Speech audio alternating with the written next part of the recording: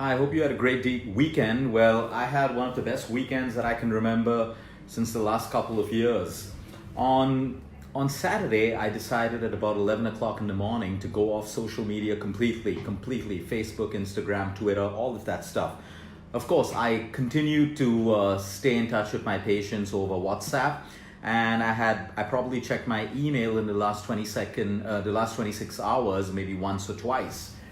Now, the reason I did this was number one, I've been telling a lot of my patients who have sleep issues to, go off social media earlier in the evening, and most of them come back saying that, their sleep's gotten better, their sleep's gotten deeper. But for the longest time, I've been stopping myself from doing this because I had this mindset and belief that I need to be on social media.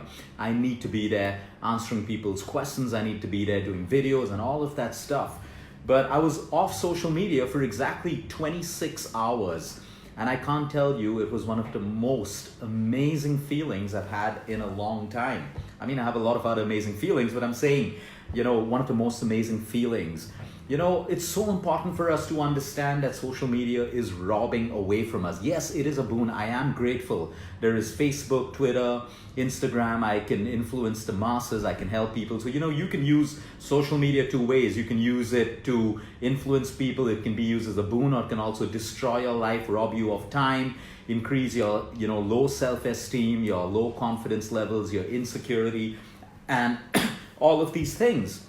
So I think everything in life, like you say, you have good food and you have too much of good food. You have good health and you have people who are obsessed with health. And all of these things get dangerous. So it comes down to balance and knowing, what suits you and what doesn't suit you, how much suits you and how much doesn't suit you.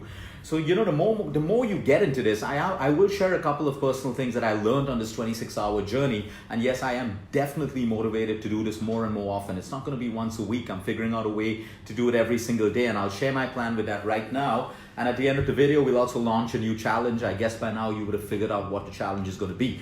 Number one, what is social media doing to us? Okay, in terms of so many people with depression, anxiety, we meet these people every day. We meet teenagers, we meet young adults, we meet people who are going through depression and anxiety. And the first question we check with them, how much of time are you spending with video games? How much of time are you spending on social media?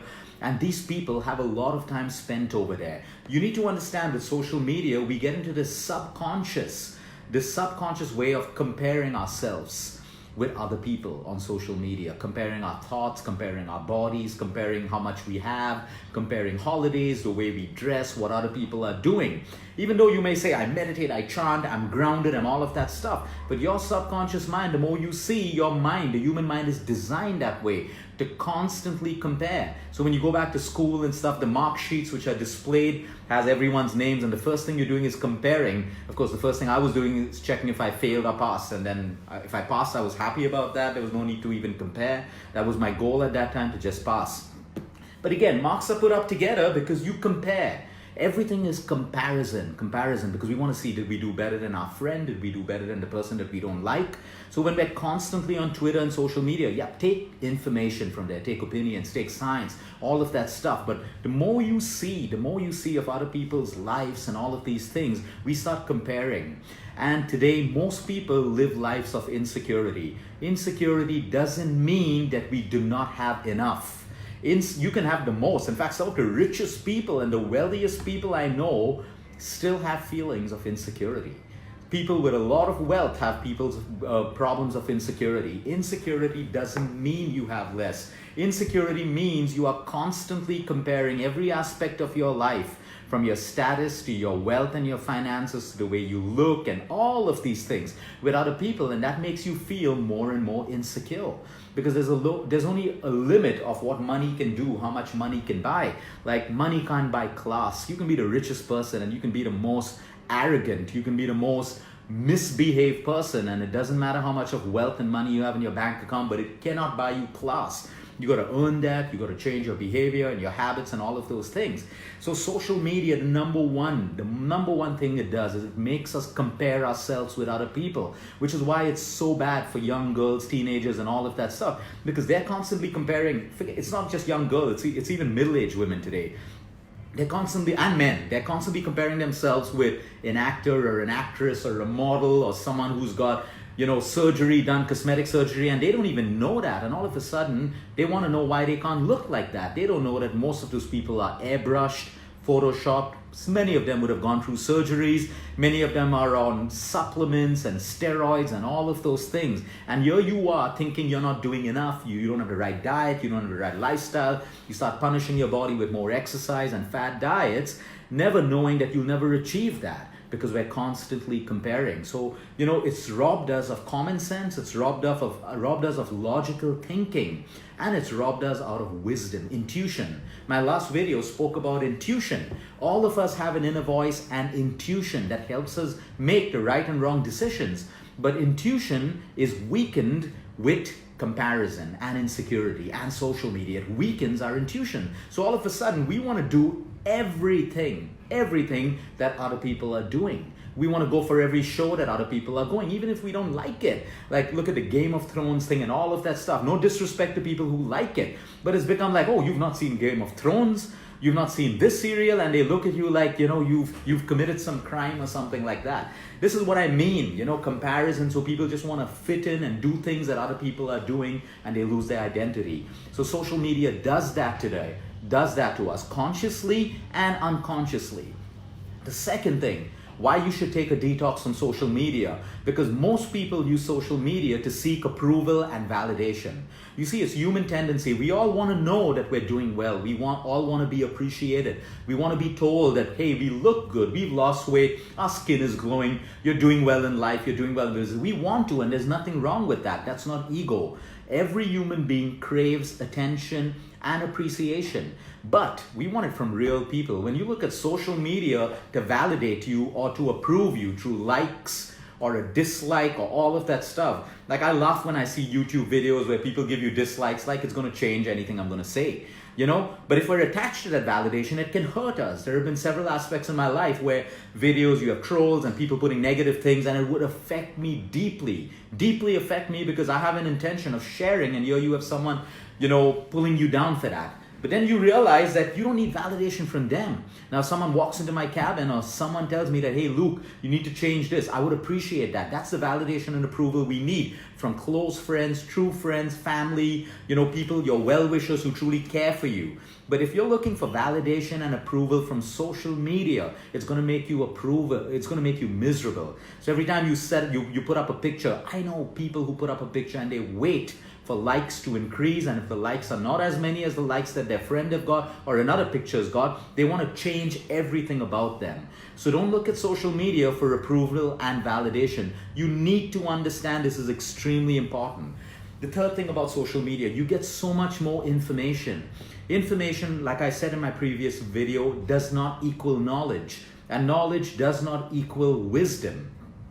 The more information you get, the more gossip you get, the more you see, the more the human mind starts judging. All of a sudden, all of our talks in society revolves around what you read on social media, who wore what at this award festival, who did this, who said that, who's getting divorced, how much of alimony they won in court, and all of that stuff. So all of that information gives us more fuel to start judging. When we start judging and gossiping and spreading rumors, we only deplete ourselves of very important energy that can go towards developing us, boosting our immune function, healing us, helping us evolve.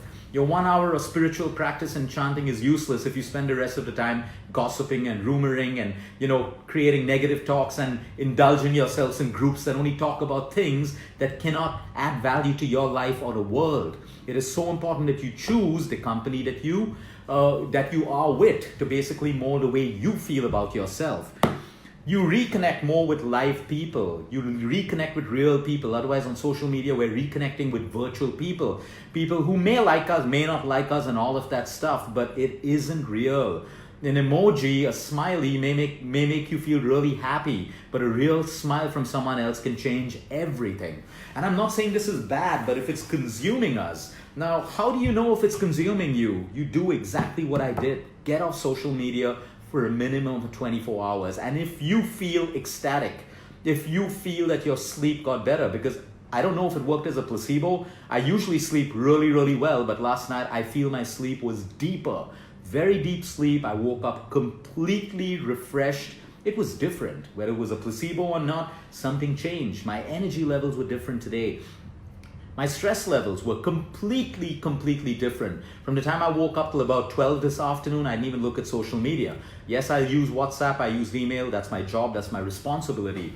But I can't tell you how important it is, the changes that you have. Since I had more free time because I didn't look at social media yesterday, I actually had a chance to sit down and introspect on all of my achievements that I've had over the last 3 or 4 years. All of my achievements and the things that I need to do. And all of a sudden I realized that, hey, when I'm on social media, my mind's always in a competitive mode. What more can I do? What more can I add? What more can I change? So it makes us very competitive because we see people around us doing that, and we think that's a sign to do more and more and more. But I was so content with my list of achievements, personally, work-wise, in every aspect of my life, that I realized I don't need to be competitive. I can take it a little bit easy. I can probably focus on only what I need to focus on right now because I am content with what I have. So you see, it gives us a lot of free time to introspect into our lives, to be in that silence and understand, really measure what's going on in our life at this point. You know, meditation is great. We should continue doing that. But when you completely cut away from that social media, you're going to find these things work for you. So in general, I can just say I've been way happier in the last 24 hours than I have been over the last couple of months and years. You know, these 24 hours. So now the challenge is very, very simple. What we're going to do, okay, we can aim for a complete social media cutoff on Sundays. Okay, there are many people who are already doing it. The challenge starts this evening, okay? You reach home, you spend time with your family, and then besides WhatsApp and email, or you can go off completely if you don't even need that, okay? You shut down social media by about 7 in the night, 7 in the evening. So we put that timing, 7 p.m., we shut off all social media. You can watch a movie, you can watch TV, all of that stuff if you want to. If you can stay away from all electronic gadgets, that's great. Okay, and do this for as long as you can, 24 hours, just to see how you feel. Because I want you to experience that same kind of feeling. Because I've experienced it, I'm motivated and inspired to do it more and more.